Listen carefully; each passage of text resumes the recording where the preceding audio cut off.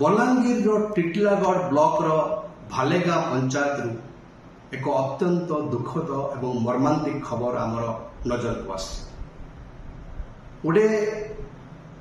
एक मास शिशु ताकू बिक्री कराई जो दंपति नीलरणा एवं तांका स्त्री कनक एक मास शिशु कन्या को से 20,000 टंका बिक्री कर दारिद्र्य एक खबर कागज प्रकाश पाई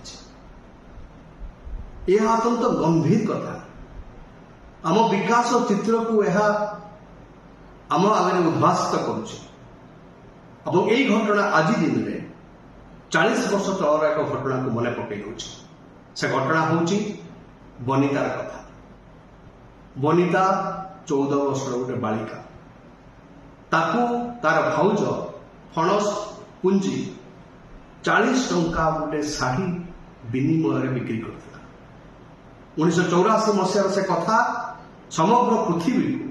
समग्र देश को आंदोलित करथिला एवं देशर संसद देशर आम राज्यर विधानसभा हुलस्थुल होता गणमाध्यम शिरोनामा पलटिला अनेक सांबादिक से जातीय और अंतर्जातीय स्तर में स्वीकृति पाई से खबर को प्रकाश कर या भितर सरकार बदल अनेक मंत्री अनेक एमएलए अनेक एमपी से सब निर्वाचित होती केबीके रीजन बलांगीर कलाहांडी कोरापुट अंचल विकास अनेक कथा कहते सेंट्रल गवर्नमेंट केबीके स्पेशल योजना कर सत्वे आज दिन में आम देखुचु जे पिला बिक्री चली जहा 40 वर्ष तले चलता ये आम विकास प्रक्रिया को बड़ आह्वान दौर आज दिन में जिते आम विकास गोटे सुनेली स्वप्न देखा समस्त को सेतिकी बेले दारिद्र्य गोटे शिशु कन्या को बिक्री होगा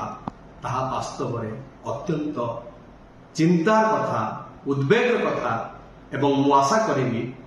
ओडिशार बुद्धिजीवी माने सामाजिक संगठन माने राजनैतिक दल माने এই कथा को अत्यंत गंभीरता सहित नेबे एवं यार निराकरण चेष्टा कर